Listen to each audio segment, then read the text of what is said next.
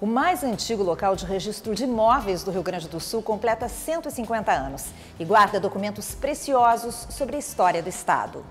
Nos grandes e antigos livros, a caligrafia da época se mantém. As palavras são escritas como se fossem desenhadas e registram compras e vendas de imóveis e também de escravos, desde o ano de 1865.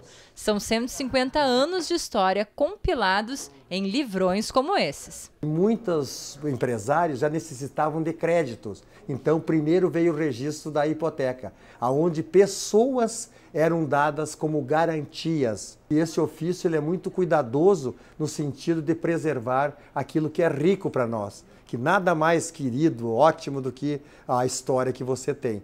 Entre todas as relíquias guardadas nestes 500 livrões aqui, nós encontramos esta, que é um registro de 1905, que tem a compra da casa de ninguém menos que o ex-governador Júlio de Castilhos.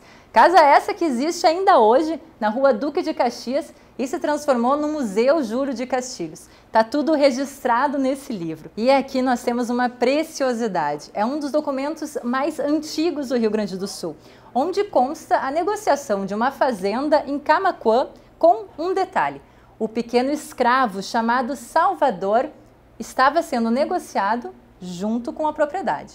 Então você vê, vendia a propriedade e junto com a propriedade você vendia o escravo.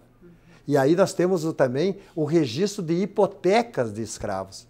Então as pessoas, o credor às vezes, ele preferia um escravo como garantia do que uma propriedade imobiliária. Do manuscrito à era digital, o cartório mais antigo do Rio Grande do Sul foi acompanhando os avanços da tecnologia ao longo dos anos e hoje oferece serviços automatizados como a matrícula online, que serve para que tanto a população quanto órgãos públicos e tribunais de justiça acessem os documentos pela internet. Que eles têm no gabinete esse meio que eles vão usar e com isso todos ganham. Não tem correios, não tem selo, não tem ofício, não tem funcionário, porque é feito instantaneamente. Além disso, foi colocada uma central de autoatendimento no cartório, onde as 350 pessoas que passam lá diariamente podem fazer pedidos de certidão de matrícula atualizada e consulta de protocolos sem precisar passar pelos caixas.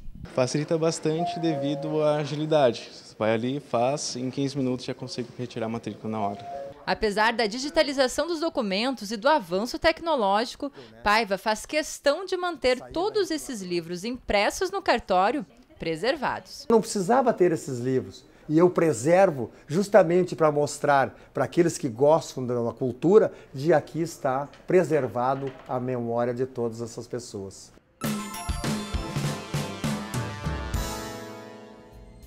Quando se pensa em um hospital ou uma clínica, normalmente pensamos apenas no atendimento de saúde.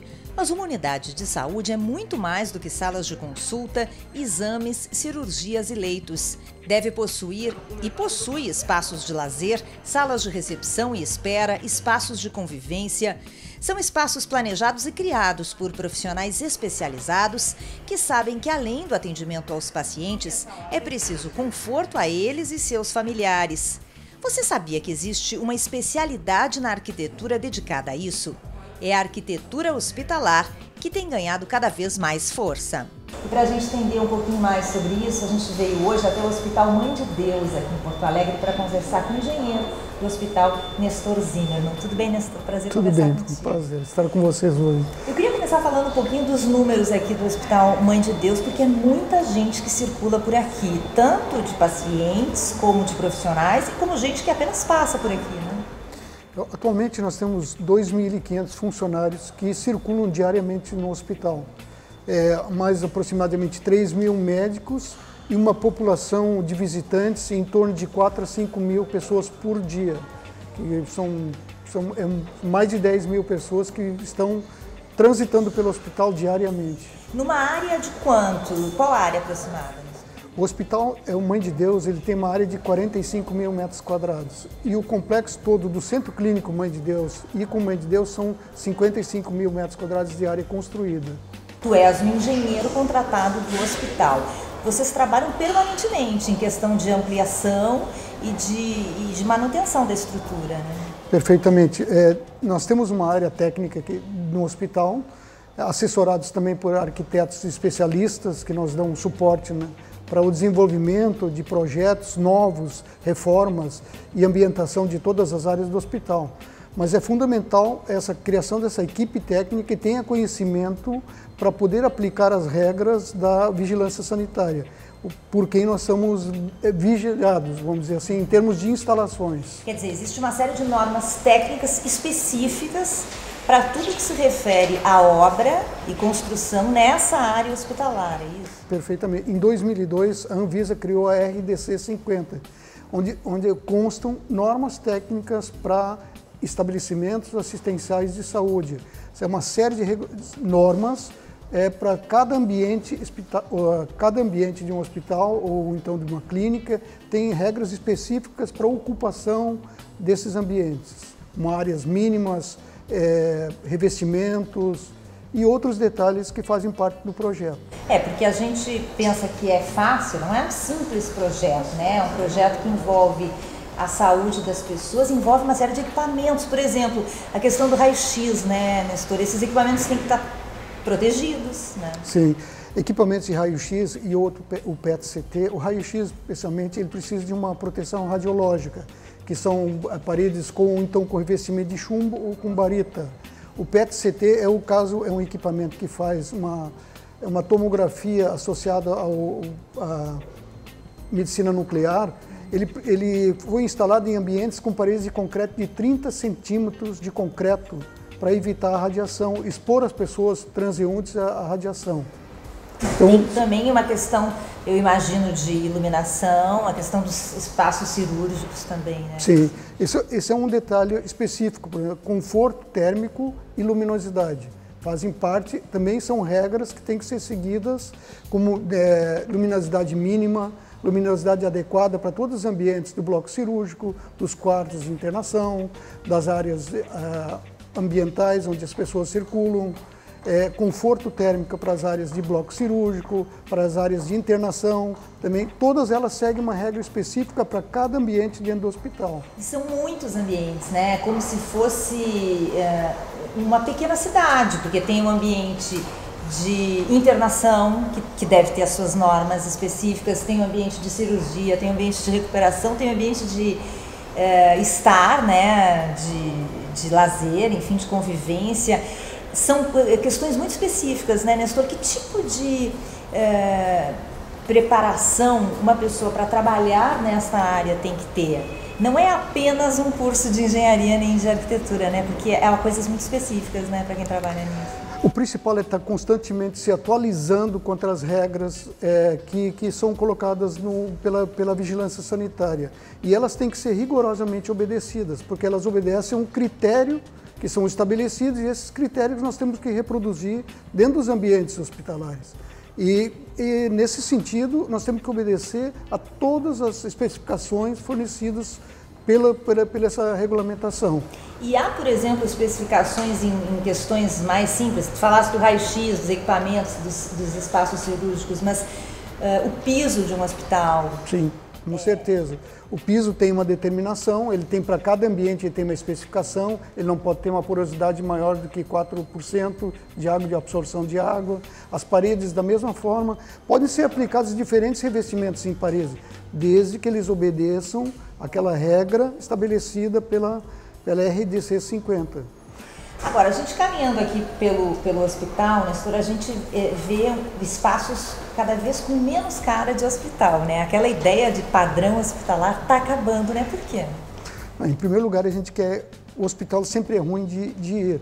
Então, a gente está procurando sistematicamente criar espaços mais confortáveis e que transmitam menos a ideia de que é um hospital, para as pessoas circularem de uma forma que não se sintam dentro de um ambiente hospitalar, para ter um pouquinho mais de alegria, né, de saber que estão, apesar de estarem num hospital, estão circulando em ambientes mais confortáveis. Muitas pessoas chegam aqui achando que isso é um shopping. Exatamente. Né? É exatamente esse transmissão de ideia de espaço que a gente quer fazer, e cada vez mais em todos os ambientes do hospital. Aqui, especificamente falando do Mãe de Deus, o que a gente pode falar para as pessoas justamente dessa ideia de que a gente tem a sensação que está passando num espaço comercial, quer dizer, tem farmácia, tem todas as questões de laboratório, enfim, mas tem outros espaços de convivência muito legais, né? Em primeiro lugar, a gente tentou concentrar nesse corredor. Nós temos um laboratório de análises clínicas, de coleta, aí tem a sala de entrega de exames, tem um bar do lado, tem uma loja de conveniência, farmácia, área de descanso, banco. Então, são espaços agregados que são de uso complementar de quem vem aqui. Tem até salão de beleza aqui. Tem até salão de beleza. E qual é o retorno que vocês têm recebido desse trabalho, quer dizer, dessa ideia de humanizar o espaço? Esse retorno é muito positivo porque exatamente a gente quer criar uma ideia diferente de ambiente de hospital, que as pessoas estejam mais tranquilas quando entram em ambiente hospitalar, não aquele ambiente assim de tristeza porque tem alguém da família doente, mas um ambiente mais alegre e que possa ter uma convivência maior com ambientes diferentes e mais preparados e qualificados, como é esse aqui que nós estamos frequentando hoje. Você falasse que quem trabalha nessa área precisa estar constantemente se atualizando das questões técnicas. Agora, o próprio hospital está sempre ampliando os seus espaços, né? Vocês estão, inclusive, com um projeto de uma grande ampliação agora, né? Sim, os projetos já estão em fase avançada de andamento, são mais de 18 mil metros quadrados de ampliação, são 2 torres, uma com 12 mil metros quadrados, outra com 6 mil metros quadrados, com atividades hospitalares diferenciadas, e os projetos agora estão em fase final de elaboração. Provavelmente ano que vem nós vamos estar fazendo estudos complementares ainda referentes a essa ampliação, e um futuro próximo estará uma realidade para mais um serviço oferecido pelo Hospital Mãe de Deus para a sociedade. E será nessa área de mais espaços de leitos, enfim, de serviços? Sim. Provisoriamente são mais leitos de internação, áreas cirúrgicas, área de atendimento ambulatorial e a área de imagem, principalmente, que hoje é uma demanda muito grande do hospital, a área de imagem, tomografia, ressonância, esses serviços ambulatoriais também de emergência. E esses espaços de cafeteria, restaurante, convivência como esse que a gente está aqui, falasse que o retorno é importante, que vocês tenham um retorno positivo, mas às vezes agregando até outras pessoas, né? Aqui no caso onde a gente está, quer dizer que liga a Rua Costa com a José de Alencar, muita gente inclusive passa por aqui, né? Sim, usa para almoça, vem aqui, frequenta a farmácia, que é um lugar mais seguro à noite, está num ambiente mais protegido.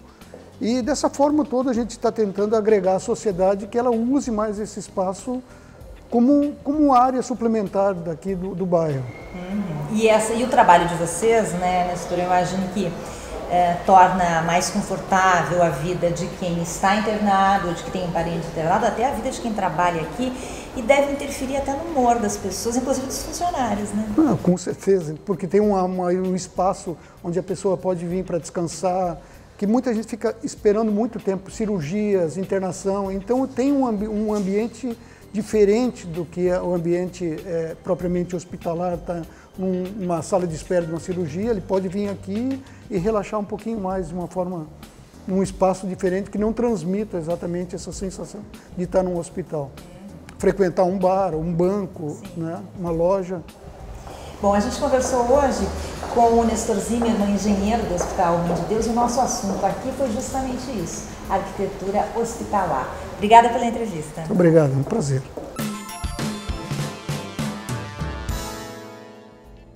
O Imóvel Class TV de hoje fica por aqui. A gente volta no próximo sábado com mais notícias de arquitetura, decoração e do mercado imobiliário. Um ótimo domingo para você e até lá!